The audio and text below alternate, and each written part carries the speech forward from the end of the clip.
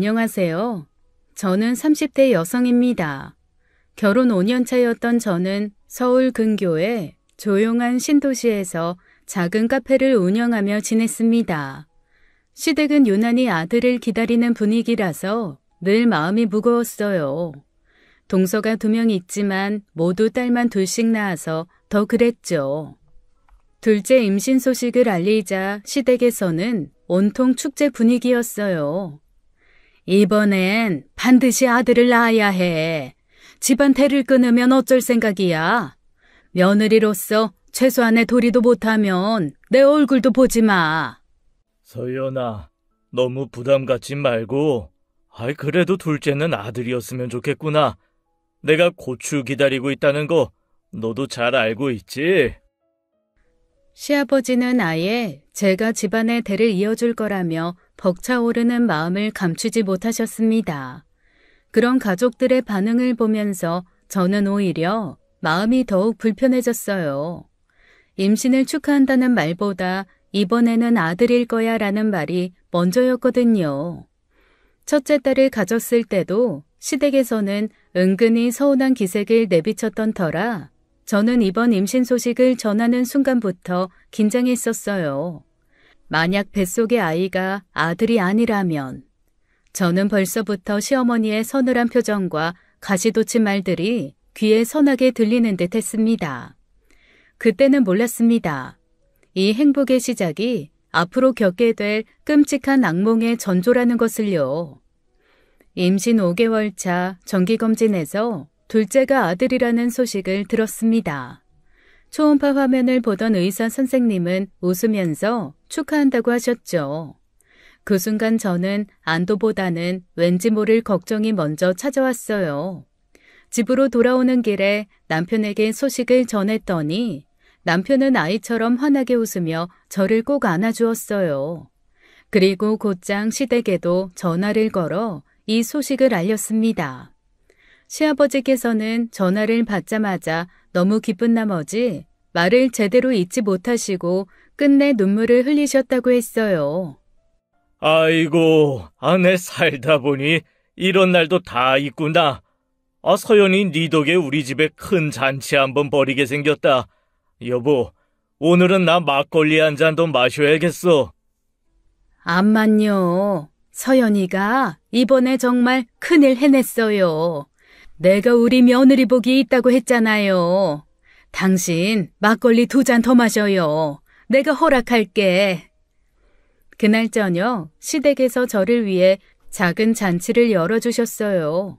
시아버지는 술을 드시며 연신 감격스러워 하셨고 동서들도 겉으로는 축하해줬지만 표정에는 묘한 씁쓸함이 감돌았습니다. 그 와중에 시누이만은 유독 시큰둥한 표정으로 말 한마디 없이 앉아 자리를 지켰습니다. 모두가 웃고 떠드는 자리였지만 저는 시누이의 그 눈빛이 마음에 걸렸어요. 기쁜 날이었지만 마음이 편치 않았죠. 그 순간까지도 저는 전혀 눈치채지 못했습니다. 그 아이의 성별이 우리 가족에게 돌이킬 수 없는 비극의 시작이 될 줄은요. 며칠 뒤 저는 제가 운영하는 카페에서 시누이 그리고 동서와 셋이서 커피를 마셨습니다. 평소에도 시누이와 친하게 지내서 신우는 자주 제 카페를 찾아왔어요. 저는 며칠 전 일 때문에 마음에 남아있던 의문을 조심스럽게 꺼냈죠. 저 아가씨 궁금한 게 있는데요. 네? 어떤 거요?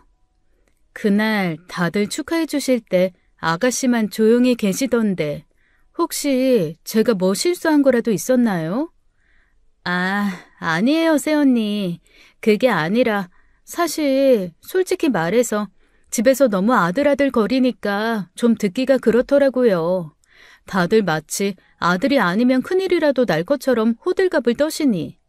우리 엄마 아빠지만 정말 좀 그래요. 맞아요. 저도 솔직히 듣기 불편했어요.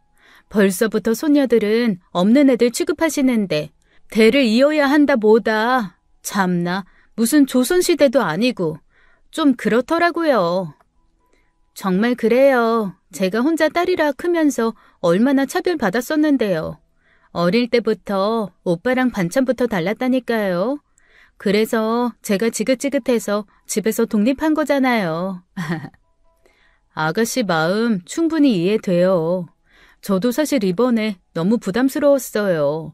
축하를 받아도 기쁘기보단 마음이 무겁기만 하더라고요. 신우이의 솔직한 대답에 저는 내심 공감하며 고개를 끄덕였어요. 괜한 오해였던 것 같아 안심이 되었죠. 생각해보면 저 역시 같은 이유로 불편했으니까요. 아참, 새언니, 제가 깜빡하고 축하를 못했네요. 우리 집 귀하디 귀한 도련님 모시느라 수고가 많으세요. 이번에 정말 나라를 구하셨어요. 아가씨도 참 고맙습니다. 제가 이번에 아주 큰일 하나 해냈지 뭐예요. 앞으로 저 잘 좀 봐주세요. 이 집안의 영웅이니까요. 신우이는 미안한 표정으로 웃어 보였습니다. 그리고 저와 신우이는 편하게 이런저런 이야기를 나누었죠. 처음에 어색했던 분위기도 어느새 풀리고 오랜만에 편안한 시간을 보냈어요. 하지만 이렇게 평화로운 시간이 순식간에 비극으로 뒤바뀌는 건 정말 찰나의 순간이더군요. 갑자기 배에서 심한 통증이 밀려왔어요. 처음엔 잠깐의 통증이겠거니 했지만 곧 걷잡을 수 없이 강한 고통이 밀려왔습니다. 순식간에 저는 바닥에 쓰러지듯 주저앉았고 당황한 신우이가 놀라서 저를 붙잡았죠. 하지만 곧이어 다리 사이로 피가 쏟아져 내리기 시작했어요. 저는 하얗게 질린 얼굴로 신우이를 붙들며 도움을 청했죠. 여기 사람 좀 도와주세요. 임산부예요. 피가 너무 많이 나요. 빨리 119 좀 불러주세요. 빨리요. 아가씨, 저 배가 너무 아파요. 어떡해, 우리 아기. 제발 우리 아기 좀 살려주세요, 아가씨. 구급차 소리가 멀리서 들렸지만 제 몸과 마음은 이미 너무 멀리 떠내려간 기분이었어요. 병원으로 급히 옮겨졌지만 안타깝게도 아이는 떠났다는 진단을 받았습니다. 의사는 이번 유산의 원인이 원인 미상이라고 했어요. 남편과 가족들이 병원으로 달려오는 동안 저는 홀로 병실 침대에 누워 차가운 천장만 멍하게 바라보고 있었죠. 머릿속은 텅 비었고 가슴은 이미 무너져 내린 것 같았어요. 병실에 누워있던 저에게 남편과 시아버지 그리고 동서들은 위로의 말을 건넸습니다. 하지만 그 속에서 시어머니만은 못마땅한 얼굴로 저를 바라보고 있었죠. 아니나 다를까 모두가 저를 위로하는 중에도 시어머니는 싸늘한 시선으로 저를 바라보더군요. 넌 대체 몸 관리를 어떻게 한 거냐? 대체 뭔 짓을 하면 멀쩡하던 애가 갑자기 이렇게 잘못될 수가 있어? 너 내가 그렇게 입 아프게 조심하랬는데 결국 이 사달을 만들어? 응? 그게 지금 할 소리야? 서연이 상태를 봐. 애 잃어서 누구보다 마음 아플 사람한테 할 말이 있고 못할 말이 있지. 내가 없는 말 했어요? 애가 잘못됐으면 애를 베고 있는 애 엄마 책임이지. 그럼 누구 책임이요? 응? 내 책임이요? 아이고, 내 귀한 손주. 네가 조금만 더 신경 썼으면 이런 일이 생겼겠냐고. 저는 슬픔과 억울함 그리고 분노에 몸서리쳤지만 기운도 없어 시어머니 말에 대꾸도 못했어요. 그때 그 모습을 보던 신우이가 참지 못하고 시어머니에게 큰 소리를 쳤죠. 엄마, 진짜 도대체 생각이 있어 없어? 새언니 저렇게 누워있는데 그런 말을 해야겠어? 아무리 내 엄마지만 진짜 싫다. 뭐? 이게 지금 뭐라니? 넌 서연이랑 같이 붙어먹고 다니더니 이제 나한테 대드냐? 어? 네가 지금 친정엄마 앞에서 누구 편을 드는 거야?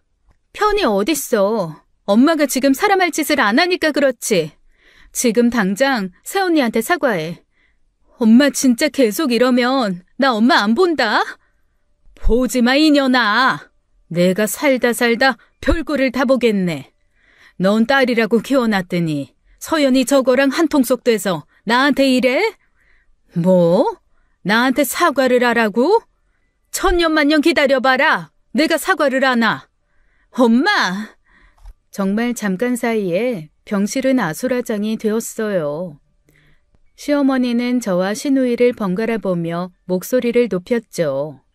남편과 시아버지가 상황을 진정시키려고 했지만 시어머니의 독설은 멈추지 않았습니다. 급기야 평소에 온화하기만 했던 시아버지가 버럭 소리를 지르며 화를 내셨죠. 그만들 못해? 당신 지금 도대체 뭐하는 짓이야? 손주 잃고 피눈물 나는 서연이 앞에서 지금 그게 입에서 나올 말이야? 이 양반이 아주 못하는 소리가 없어? 아니, 내가 뭘 잘못했다고 그래요? 며느리가 몸 관리 못한 게 내 탓이야? 어휴, 살다 보니 별꼴을 다 보네. 그만하래도 당장 서연이한테 사과해. 못해요. 내가 뭘 잘못했다고 이 난리야? 못해. 사과 안 할 거면 이 방에서 지금 당장 나가. 더 듣고 있자니 내가 못 참겠다. 뭐하고 서 있어? 나가라니까. 참나, 내가 뭘 어쨌다고. 사과는 무슨 얼어 죽을 사과? 아이고, 이 집 남자들은 며느리 앞에서만 아주 큰 소리 치고 난리네 난리야. 시아버지의 말에도 시어머니는 어이가 없다는 듯이 한참을 콧방귀를 끼더군요. 결국 제게 사과 한마디 하지 않으시고 병실을 나가버리셨어요. 유산 이후 집으로 돌아온 저는 한동안 제대로 먹지도 자지도 못했습니다. 운영하던 카페 문도 닫고 집에만 있었죠. 아침에 눈을 뜨는 것조차 버겁더군요. 남편은 매일 아침 출근하며 제 걱정만 했습니다. 그런 남편에게도 미안했죠. 그러던 어느 날이었어요. 현관 쪽에서 누군가 비밀번호를 급히 누르는 소리가 들렸습니다. 처음에는 남편이 퇴근을 하고 집에 온 줄 알았어요. 당신이야? 오늘은 일찍 왔네. 그런데 이어 거침없이 문이 열리며 시어머니가 집으로 들어오셨죠. 어머님, 안녕하세요. 이 시간에 연락도 없이 어쩐 일로. 하지만 집에 들어오신 시어머니는 제 인사를 받아주시기는커녕 거실부터 주방까지 두리번거리며 집안 곳곳을 훑어보셨습니다. 저는 무슨 일인지 이해가 가지 않아 멍하니 그 모습을 지켜보았죠. 시어머니는 마치 저를 감시하는 사람처럼 냉장고 문을 거칠게 열어 젖히고는 안에 있던 음식들을 하나하나 확인하기 시작했어요. 아이고, 냉장고 꼴 봐라. 너 이것들 먹고 살았니? 이러니 네가 애를 제대로 품을 수가 있겠어? 너 눈이 있으면 이 반찬들 상태 좀 봐라. 이게 사람 먹는 거냐? 어머님, 이 반찬들 다 괜찮은 거예요. 친정엄마가 직접 만들어서 보내주신 거라고요. 아무 문제 없다고요. 안 사돈이 만들어줬다고? 하여튼 너는 친정엄마 타령만 하면 만사 오케이더라. 이딴 거나 먹고 살았으니 내 손주가 괜히 잘못된 게 아니었네. 이게 네 탓이지 누구 탓이야?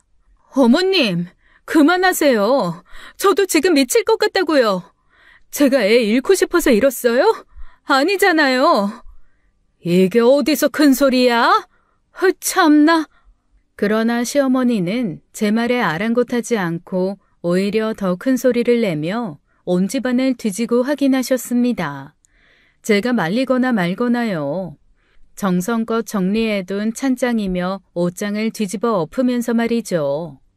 이게 집이니 돼지우리니? 이렇게 더럽게 사니까 애가 제대로 붙어있겠어? 하여간 이러면서도 곧 죽어도 자기 탓이 아니라는 거지? 저는 너무 어이가 없고 황당해서 그냥 시어머니를 쳐다봤어요. 대체 어디까지 하나 보자는 심정으로요. 그러다 생각했죠. 이대로 가만히 있으면 안 되겠다고요. 유산 후 심적으로 너무 힘들어 시어머니 말을 다 들어주고 참았더니 시어머니께서는 정말로 제가 이 집 손자를 죽인 것쯤으로 생각하시는 듯 했죠. 어머님, 지금 제가 일부러 아이를 잃었다고 생각하시는 거예요? 정말 그렇게 생각하시는 거냐고요? 어머님이 지금 하시는 그 말들 끝까지 책임지실 수 있으세요? 뭐? 얘가 지금 뭐라고 하는 거야? 너 지금 나한테 책임 운운하는 거니? 애 잃은 게 네 탓이지. 그게 왜 내 탓이야? 어머님, 저 지금 아이 잃고 미친 듯이 힘들어요. 어머님 위로 따위는 바라지도 않지만 적어도 애 잃은 엄마 앞에서 탓은 하지 마셔야죠. 울고 싶은 사람 뺨을 왜 이렇게 때리시냐고요? 뭐? 참나 기가 막혀서. 잘못은 네가 해놓고 뭘 잘했다고 이렇게 말대꾸야? 버릇없는 것 같으니라고. 말대꾸가 아니라 어머님 조심하시라고 말씀드리는 거예요. 그거 아세요? 짐승도 새끼 잃은 짐승은 안 건드린대요. 그게 왜인 줄 아세요? 물리거든요. 그러니까 어머님도 물리지 않게 조심하시라고요. 참나. 그래, 어디 한번 끝까지 가보자 이거지? 그래, 그러자. 네가 나를 무나 내가 먼저 때려잡나 해보자. 시어머니와 한바탕 하고 있던 그 순간이었어요. 잔뜩 화가 난 시어머니가 식탁 위에 놓인 제 영양제통을 집어들었죠. 그리고는 아무 망설임 없이 그걸 제게 던졌어요. 그 영양제통이 제 얼굴에 정면으로 부딪혀 요란한 소리를 내며 바닥에 떨어졌죠. 아! 이딴 약 따위나 먹으면서 살면서 넌 잘도 큰 소리구나. 어디서 뭐가 들었는지도 모르는 걸 아무거나 집어 처먹으면서, 응? 지금 그거 던지셨어요? 어머님, 그거 그냥 영양제예요. 영양제! 임산부들이 먹는 엽산이라고요. 이제 그 영양제 탓도 하시게요? 대단하시네요. 아주 대단하세요. 그래, 뭐든 탓할 거다. 음식이든 집안 꼴이든 영양제든 뭐가 됐든 다 할 거야.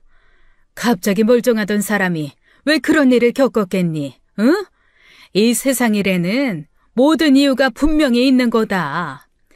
너도 내가 이런 말 한다고 안에 곱게만 생각하지 말고 진짜 너한테 아무 문제 없었는지 생각을 좀 해봐라.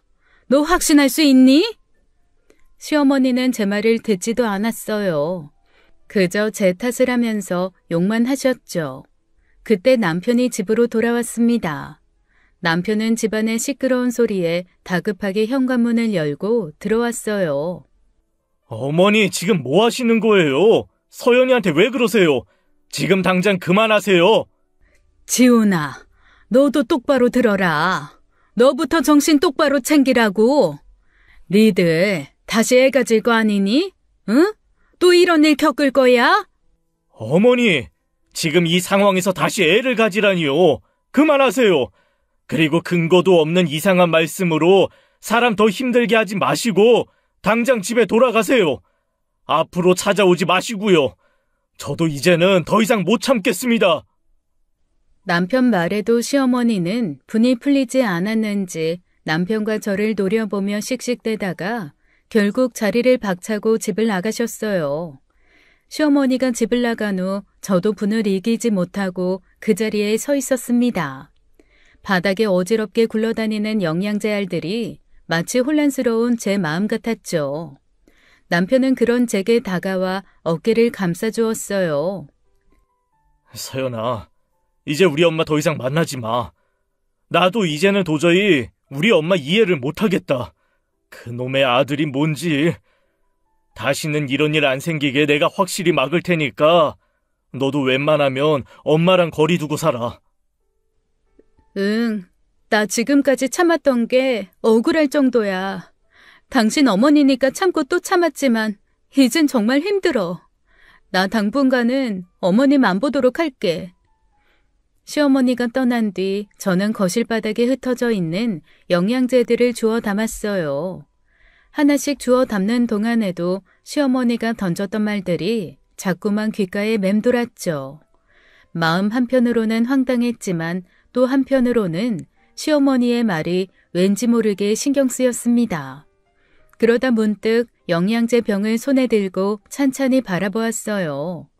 이 영양제는 제가 유산을 하기 전에 시누이가 제게 선물로 준 것이었습니다. 그때는 그저 고맙게 받았지만 이상하게도 그 순간 마음 한구석에 석연치 않은 느낌이 들었죠. 평소엔 이런 말도 안 되는 의심조차 하지 않을 저였지만 상황이 이렇게까지 극단적으로 돌아가니 불현듯 의구심이 들었습니다. 시어머니 말처럼 정말 이 영양제 때문일까 하는 불안감이 자꾸만 마음속에서 자라났죠. 의심이라는 게 참 무섭더군요.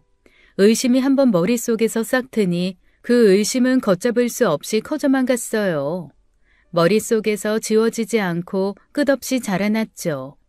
결국 저는 이 의심을 그냥 내버려 둘 수 없다고 생각했습니다. 말도 안 되는 이 의심을 스스로 머릿속에서 지워버려야 했죠.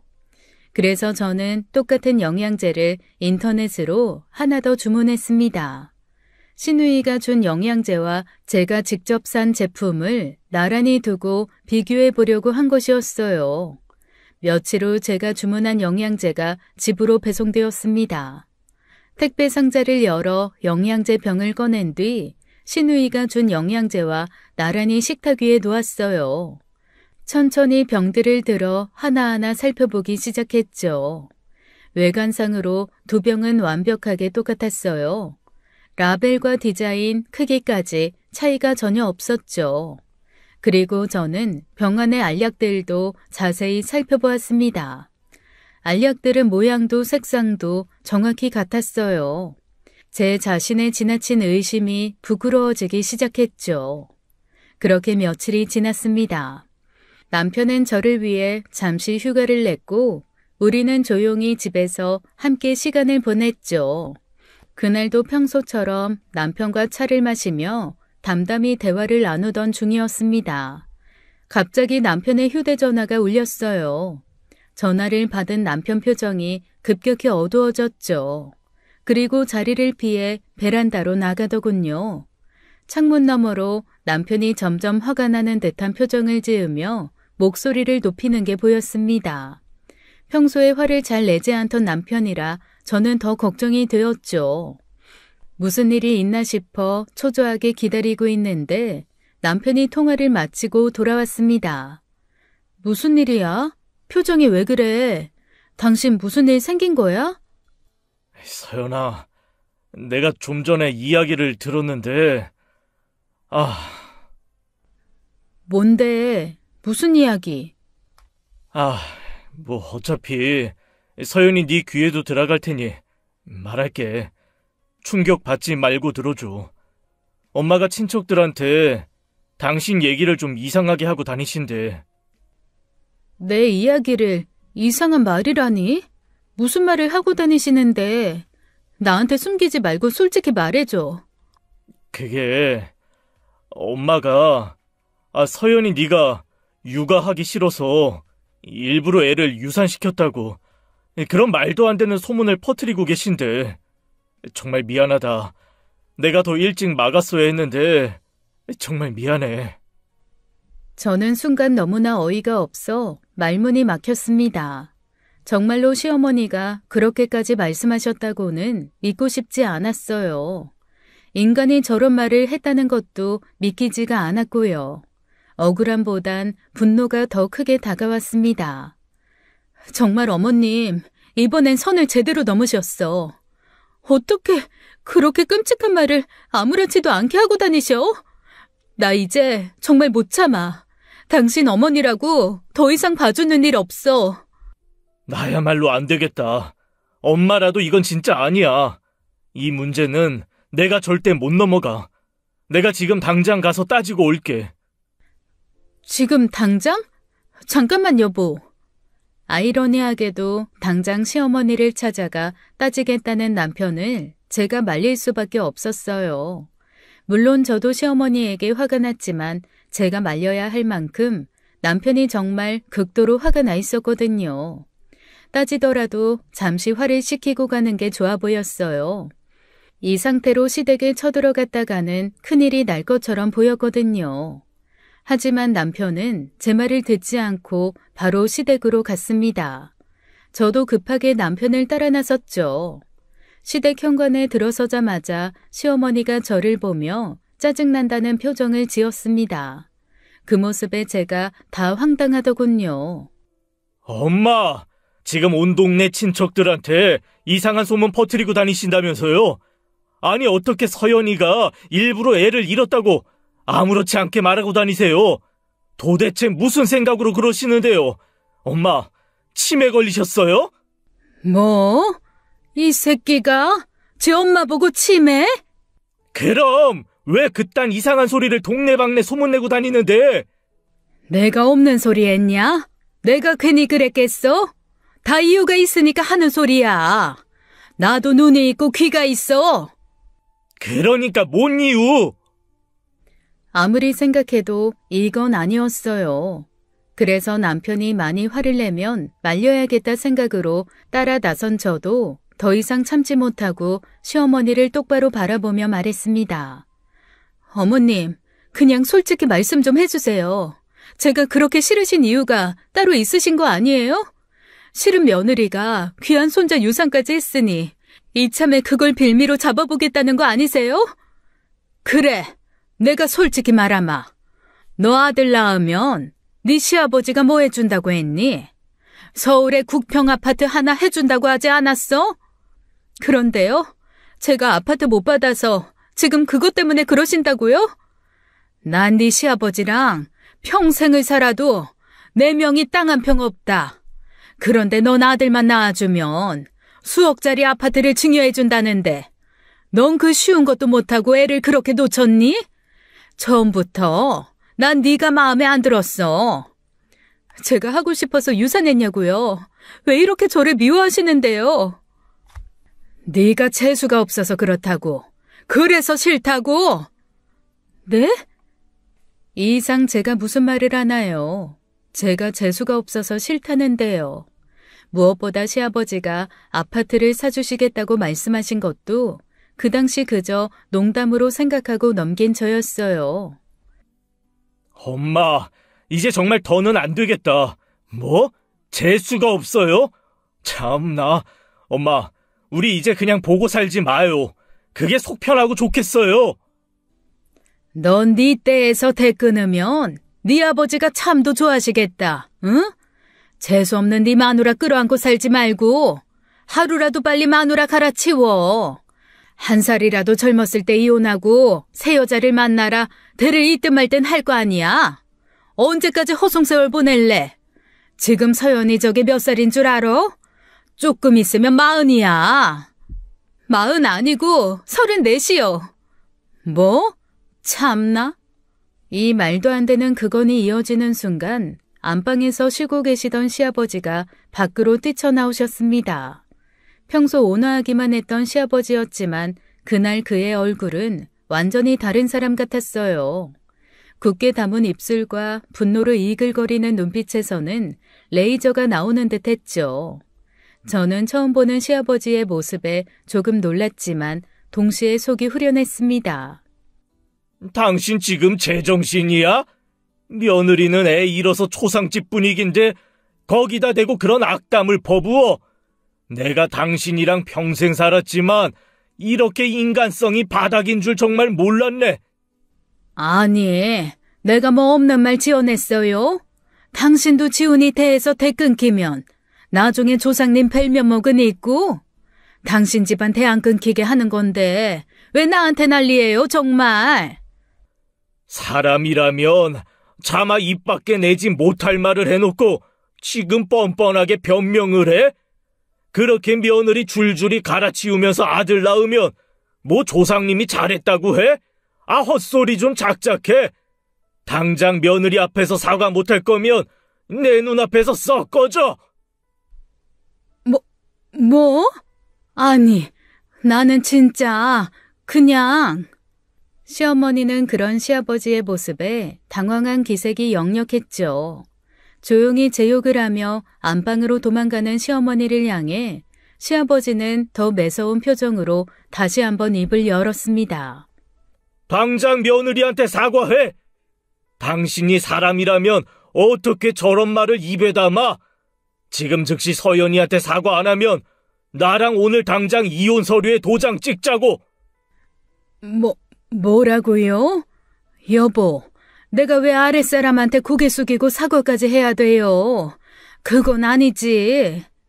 아랫사람? 당신이 지금 상전이야? 이 사람한테 못할 말 했으면 당연히 사과를 해야지. 하기 싫으면 법원으로 가든가. 어서 결정해. 참나, 별꼴이야 정말. 서연아, 내가 말이 좀 지나쳤다.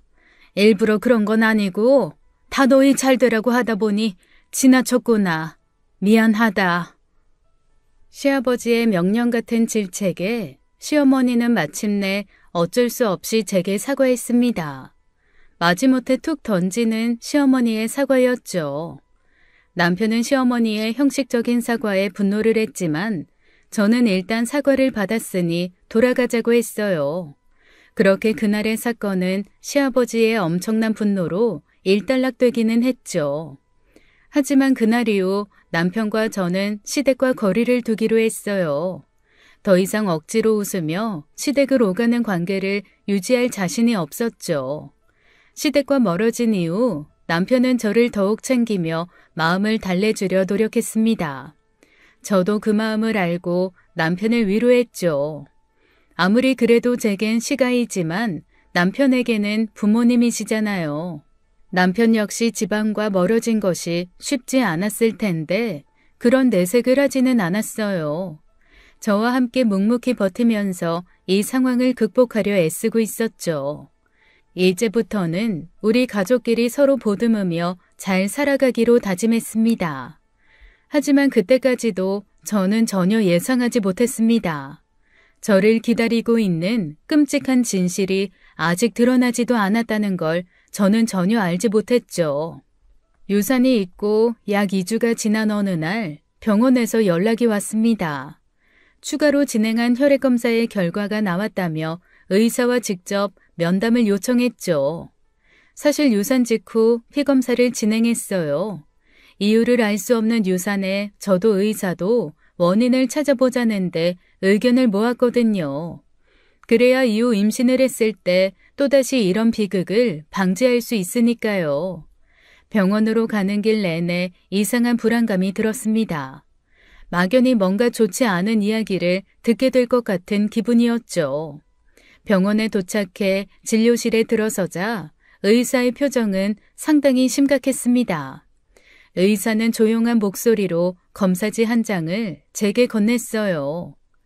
저 보호자분께 조심스럽게 여쭤볼 게 있습니다. 혹시 유산 전에 병원에서 처방한 약 말고 따로 드신 약 같은 게 있으셨나요? 아니요, 전혀 없는데요. 근데 왜 그런 걸 물어보세요? 무슨 문제라도 있는 건가요? 사실 검사 결과 혈액에서 미소프로스톨이라는 약물이 검출됐습니다. 이게 자연적으로 나올 수 없는 성분이라서요. 미소프로... 그게 뭐죠? 그게 어떤 약인데요? 저는 순간 의사의 말을 제대로 이해하지 못했습니다. 태어나서 처음 들어보는 약 이름이었죠. 미소프로스톨은... 이 약물은 인위적으로 유산을 유도할 때 사용하는 약물입니다. 뭐라고요?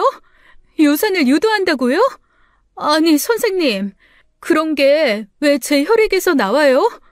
저희도 그래서 이 상황을 심각하게 보는 겁니다. 이 약은 병원에서 의사가 처방하지 않는 이상 일반적으로 구할 수도 없고 처방 없이 복용했다면 불법입니다. 정말 이 약을 복용하신 적이 없으세요? 당연하죠. 그러면 죄송하지만 누군가 의도적으로 유산을 일으키려고 했을 가능성도 있고요. 어쨌거나 저희는 매뉴얼대로 보건당국에 이 사실을 보고해야 합니다. 그러면 이서연님을 대상으로 몇 가지 조사가 들어갈 거예요. 말도 안 돼요, 선생님. 제가 그런 약을 먹을 리가 없어요. 전 단 한 번도 그런 약을 본 적도 없고 복용한 적도 없다니까요. 뭔가 잘못된 거 아니에요? 의사의 설명을 들으며 저는 온몸에 힘이 빠져나가는 듯한 기분을 느꼈습니다. 믿을 수도 없었고 받아들일 수도 없었어요. 자연유산이 아니라 누군가 의도적으로 저를 유산시키기 위해 불법 약물을 사용했다는 그 말이 쉽게 받아들여지지 않았어요. 하지만 현실은 명백했죠. 제가 겪은 유산이 단순한 사고가 아니었어요. 누군가 의도적으로 저지른 범죄였습니다. 그 순간 제 머릿속에 번뜩이는 무슨 생각이 들었어요. 저는 병원을 나와 미친 듯이 곧장 제가 운영하는 카페로 향했습니다. 유산 이후 한 번도 문을 열지 않고 그대로 방치했던 곳이었어요. 카페에 도착한 저는 서둘러 창고방으로 가서 CCTV 녹화본을 확인하기 시작했어요. 사건이 있었던 날의 영상을 빠르게 되감으며 저는 숨조차 쉬기 힘들 지경이었습니다. CCTV상에서 저는 잠시 화장실을 가기 위해 자리를 비웠죠. 그리고 이어서 신우이가 전화를 받으며 자리를 벗어나는 게 보였습니다. 그리고 그때였어요. 화면 속에서 누군가 주변을 살피더니 재빠르게 제 음료에 뭔가를 넣는 모습이 포착됐습니다. 순식간에 벌어진 일이었지만 확실히 무언가를 넣는 모습이었죠. 저는 그 모습에 경악을 했어요. 그 장면을 몇 번이고 돌려보았지만 확실했습니다. 그 사람은 바로 동서였어요. 평소 다정하게 저를 대하던 동서였기에 더욱 믿기 힘든 현실이었죠. 동서가 제 음료에 정체불명의 무언가를 넣고 난 후에 신우이가 자리로 돌아왔고 그 직후 제가 화장실에서 돌아왔습니다. 동서는 정말 아무렇지 않은 모습으로 태연하게 평소처럼 웃고 떠드는 모습이 영상에 그대로 담겨 있었어요. 그 모습에 제 등골이 서늘해졌죠. 그리고 잠시 뒤 제가 그 음료를 마시는 모습까지 그대로 포착되어 있었습니다. 저는 당시 그 음료를 아무 의심 없이 마시고 있던 제 모습을 바라보며 몸서리를 칠 수밖에 없었어요. 분명히 동서가 제 음료수에 넣은 것은 산부인과 의사가 말한 그 약이 맞을 겁니다. 하지만 진짜 충격적인 것은 그 다음이었어요. 제가 음료를 마시고 몇 시간 뒤 극심한 고통을 느끼며 쓰러졌을 때였죠. 영상 속 바닥에 쓰러져 발버둥 치는 저를 바라보는 동서의 표정은 평범한 사람이라면 절대 지을 수 없는 차갑고 무표정한 얼굴이었어요. 신우이가 당황하며 급하게 119에 전화를 거는 모습과 대조되는 모습이었죠. 그 모습에 깊은 배신감과 분노를 느꼈습니다. 저는 바로 CCTV 영상을 USB에 담아 챙겼어요. 그리고 남편에게 전화를 해서 이 모든 사실을 알렸죠. 제 이야기를 들은 남편은 엄청나게 분노했어요. 곧바로 남편과 함께 CCTV 영상을 가지고 경찰서로 향했죠. 가는 내내 남편과 저는 분노로 씩씩거렸습니다. 경찰서에 도착한 뒤 저희는 동서의 만행을 바로 경찰에 신고했죠. 그리고 경찰에게 해당 영상을 보여주었어요. 경찰도 동서의 행동이 수상하다며 조사를 해본다고 했죠. 남편이 곧바로 서방님에게 전화를 해서 동서와 함께 경찰서로 달려오라고 했습니다. 곧이어 경찰서에 나타난 동서는 어처구니 없게도 당당한 태도를 유지하며 억울함을 주장하더라고요. 동서, 정말 끝까지 이렇게 뻔뻔하게 나오는 거야? 동서 진짜 무서운 사람이었네. 그렇게 사람 좋은 척하더니 정말 끔찍하게 무섭다. 나 증거 있어. CCTV에 동서가 내 음료에 뭐 넣는 모습 분명히 찍혔다고. 지금이라도 솔직히 말해. 더는 못 참아. 험한 꼴 보기 전에 자수하라고. 험한 꼴이요? 저 이미 험한 꼴 보고 있거든요? 형님, 진짜 너무하세요. 제가 진짜 넣은 건 그냥 비타민 뿐이라고요. 형님이 몸 약하시니까 조금이나마 챙겨드리려고 넣은 거예요. 제가 무슨 원한이 있다고 형님한테 그런 끔찍한 짓을 하겠어요. 진짜 억울해요. 형님 유산한 거 정말 안타깝게 생각했는데 절 이렇게 걸고 넘어지는 건 진짜 아니죠. 맞습니다, 형수님. 아무리 그래도 이건 좀 심했어요. 경찰까지 끌어들이고 이러는 거 정말 불편하네요. 가족끼리 해결할 수 있는 걸 왜 이렇게 크게 버리시는지 모르겠어요. 진짜 실망스럽네요, 형수님. 형도 그러는 거 아니야. 평소 유나 엄마를 어떻게 봤으면 이런 식으로 우리를 대해, 어? 비타민? 비타민? 야, 넌 비타민 먹고 사람이 유산을 하냐? 그 비타민이 뭐 죽어라 독한 거였나 보네. 정말 기가 막혀서 말도 안 나온다. 너야말로 이러는 거 아니야. 감쌀 걸 감싸야지 진짜. 예상은 했지만 역시나 뻔뻔하게 나오더군요. 그쵸. CCTV 영상에 찍힌 제 음료잔에 무언가를 넣는 것으로는 저렇게 뻔뻔하게 나올만 하죠. 저렇게 우기면 되니까요. 동서의 대답을 예상한 만큼 저는 그 뻔뻔한 태도에도 흔들리지 않았습니다. 이미 제 손에는 더욱 확실한 증거들이 있었으니까요. 카페에서 있었던 그날의 유산 사건 이후 저는 너무나 큰 충격으로 카페 문을 한 번도 열지 않았습니다. 덕분에 사건 당일 제가 사용했던 유리컵이 그대로 방치된 상태로 남아 있었죠. 그 컵은 사건 당일의 모습 그대로 테이블 위에 놓여 있었어요. 그래서 저는 밀폐봉지에 그 컵을 담아 경찰서로 가지고 왔었죠. 저는 동서의 뻔뻔한 변명을 비웃으며 그 컵을 조심스럽게 경찰에게 전달했습니다. 동서는 우습게도 그 컵을 보자마자 긴장된 표정을 지었어요. 지도 알고 있다는 거였죠. 형사님, 제가 사건 당일 사용했던 컵 가져왔어요. 이 컵에 아직 약물 성분이 남아있을 테니까 정밀하게 검사해주세요. 이 컵에서 비타민 성분이 나올지 아니면 그 약물이 검출될지 제대로 확인해보자고요. 아니, 형님, 갑자기 그걸 왜 가져오세요? 진짜 어이없네. 전 진짜 비타민밖에 넣지 않았다니까요? 저 진짜 억울해요. 이건 아니죠. 일단 다들 진정하시고요. 네, 알겠습니다. 일단 이 컵은 이번 사건의 중요한 증거물이니 바로 정밀검사 의뢰하도록 하겠습니다. 검사 결과 나오면 뭐 유산을 유도하는 약인지 비타민인지 명백히 밝혀질 겁니다.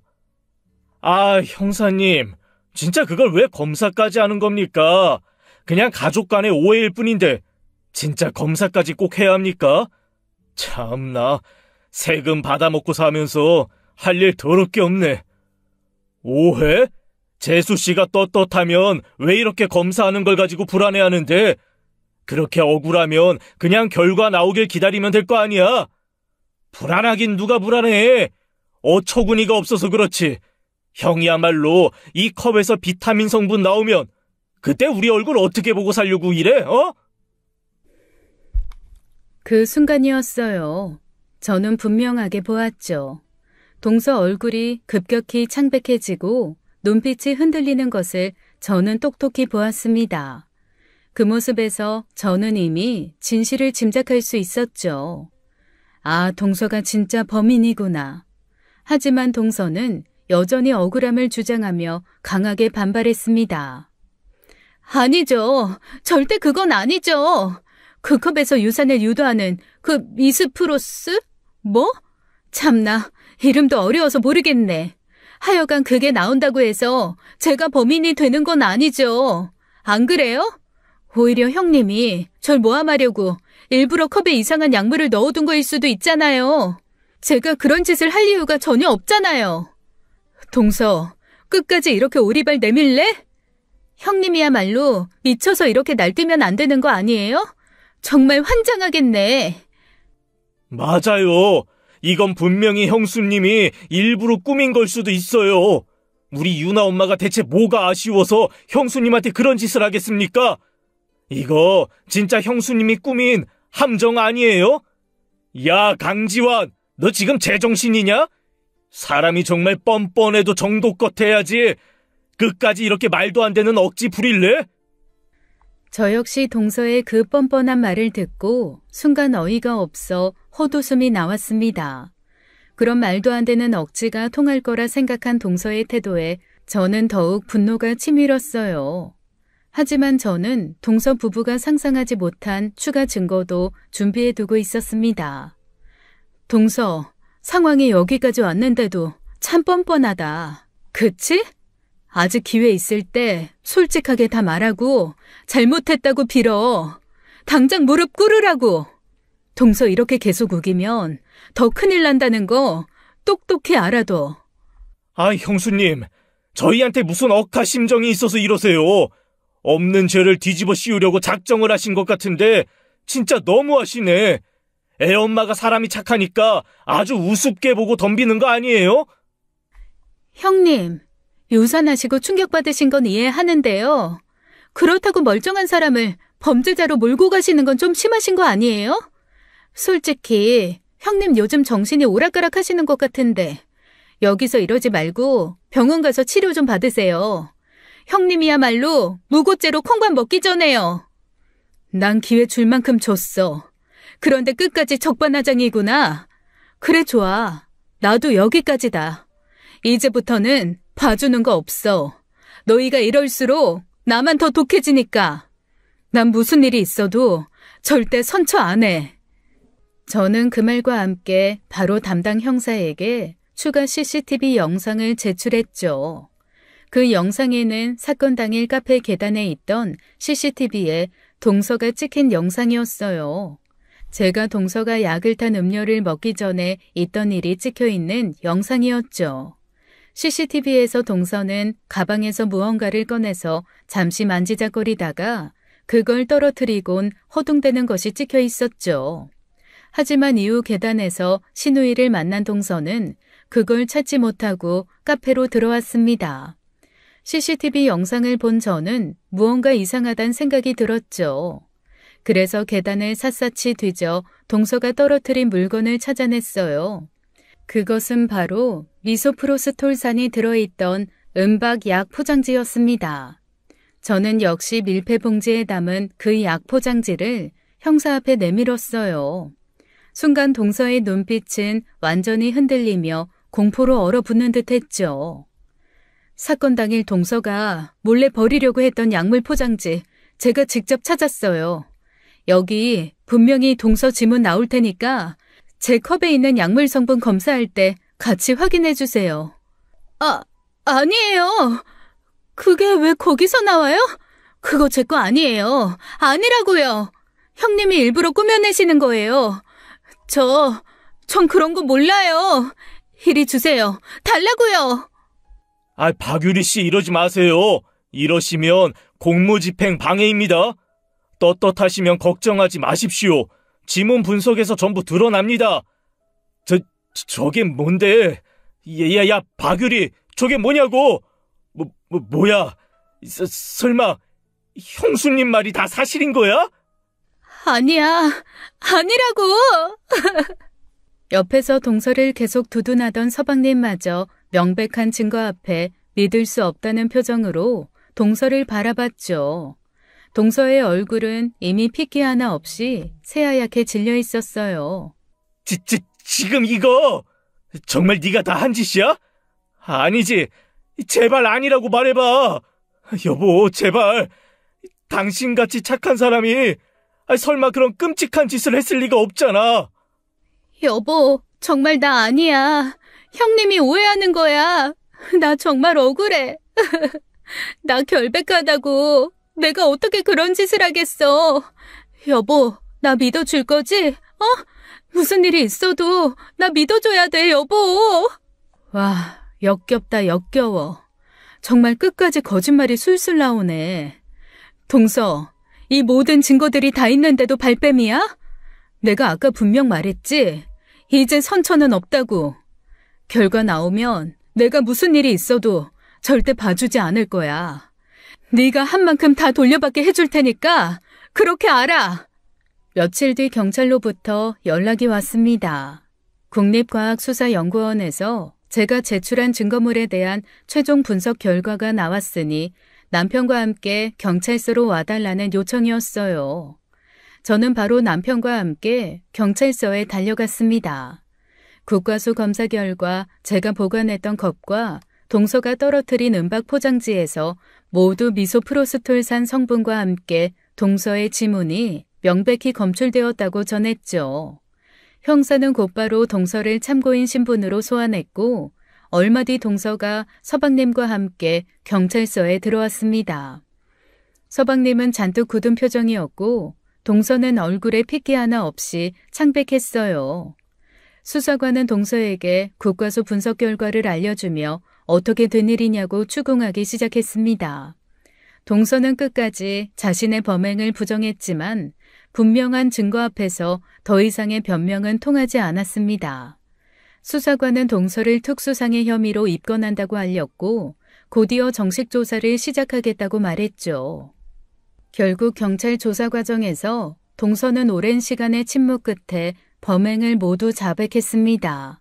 동서가 경찰 앞에서 털어놓은 범행 동기는 너무나 충격적이고 믿기 어려운 것이었어요. 형님이 아들 가졌다는 얘기 나오고 나서부터 온 집안이 전부 다 형님만 쳐다봤어요. 저는 딸 둘 낳았다고 구박받고 시댁에서 없는 사람 취급받는 게 너무 억울했어요. 그런데 시아버님이 형님한테 아들만 낳으면 강남에 아파트 한 채 떡하니 사준다고 약속하셨잖아요.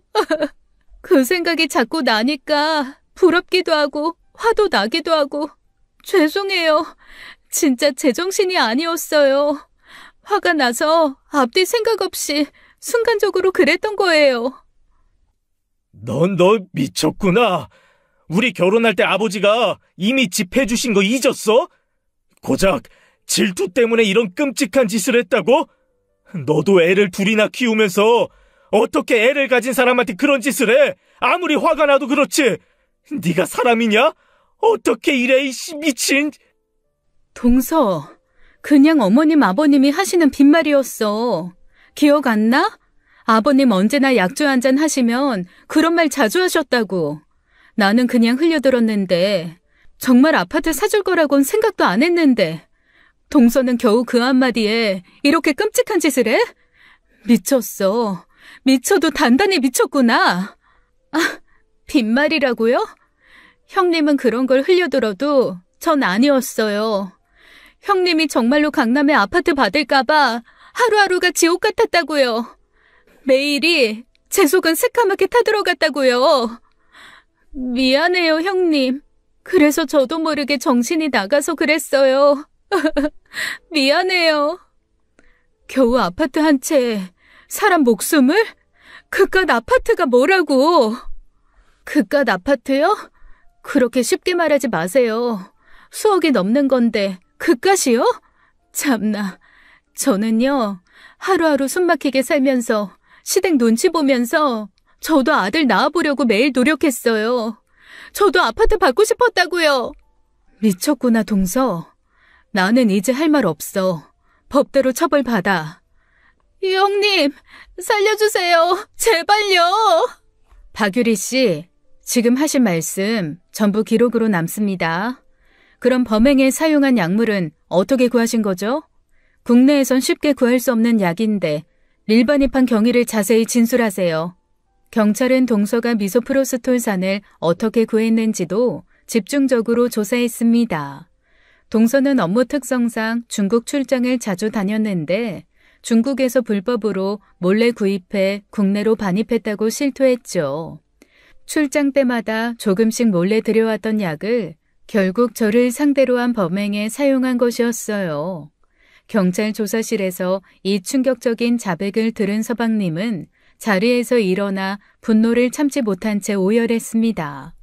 그동안 자신이 믿고 사랑했던 아내가 얼마나 무서운 범죄를 저질렀는지 받아들일 수 없었던 거죠. 서방님은 결국 그 자리에서 이혼을 결심했다고 말했습니다. 동서의 사건은 모든 증거와 정황이 명백했던 터라 재판은 빠르게 진행됐어요. 법정에선 동서는 수척한 얼굴로 떨리는 목소리로 재판장의 질문에 답했지만 이미 범행이 명확히 입증된 상황에서 더 이상 어떤 변명도 통하지 않았어요. 재판장은 동서의 범행을 심각하고 계획적인 범죄로 규정하며 가족관계 내에서 벌어진 죄질이 매우 나쁘다고 엄중히 지적했죠. 판결을 내리기 전 재판장은 동서에게 할 말이 있는지 마지막으로 물었고 동서는 흐느끼며 정말 잘못했습니다 평생 반성하며 살겠습니다라며 눈물로 용서를 빌었죠. 그러나 이미 돌이킬 수 없는 범죄에 대한 법적 판단은 냉정했습니다. 피고인 박유리는 피해자 이서연에게 계획적으로 약물을 사용하여 중대한 신체적, 정신적 피해를 가했다. 또한 범행에 사용한 약물을 해외에서 불법적으로 밀반입한 행위 역시 죄질이 매우 무겁다. 따라서 피고인의 모든 혐의가 명백히 인정되는 바 엄중한 처벌을 피할 수 없다. 이에 피고인 박유리를 특수상해죄와 약사법 위반죄로 징역 4년에 조하고 벌금 2천만 원을 선고한다.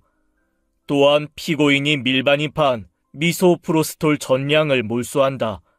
판결 확정 시까지의 미결 구금일수 중 100일을 본형에 산입한다. 법정 안에서 작은 탄식 소리가 흘러나왔습니다. 서방님은 고개를 푹 숙이고 있었고 동서는 눈물을 흘리며 무너져 내렸죠. 하지만 그 눈물과 후회는 이미 너무 늦어버린 뒤였습니다. 모든 게 끝난 뒤에도 여전히 깊은 아픔이 남아있었고 저는 소중한 아이를 잃었으니까요. 이후 시댁 식구들과의 관계는 완전히 바뀌었습니다. 모든 사실을 알게 된 시아버지는 자신이 잘못된 기대와 압박으로 이런 참담한 사건이 벌어졌다고 깊이 자책하셨어요. 그동안 누구보다 잔인한 태도로 며느리들에게 아들을 요구하시던 시어머니조차 고개를 들지 못하고 눈물을 흘리셨죠. 집안에 대를 잇는다는 욕심 때문에 가족을 망쳐버렸다며 깊은 후회를 표했어요. 하지만 이미 너무 깊은 상처를 받았기 때문에 시댁 식구들과는 예전처럼 지낼 수는 없었습니다. 이제부터는 거리를 유지하며 살아가자는 것이 저와 남편의 뜻이었어요. 이 사건 이후 서방님은 결국 동서와의 이혼 소송을 진행했습니다. 동서의 두 딸은 서방님이 직접 맡아 양육하기로 했죠. 동서의 사건이 완전히 마무리된 이후에도 저는 한동안 유산으로 인한 충격과 고통에서 쉽게 벗어나지 못했습니다. 잠들지 못하는 밤이 이어졌고 문득문득 떠오르는 그날의 기억은 가슴을 찢는 듯한 아픔을 안겨주었죠. 하지만 곁에서 늘 저를 위로해준 남편 덕분에 저는 조금씩 천천히 현실을 마주하고 받아들이기 시작했습니다. 앞으로의 삶이 결코 쉬운 여정은 아니겠지만 저와 남편은 서로를 의지하며 다시 살아갈 겁니다.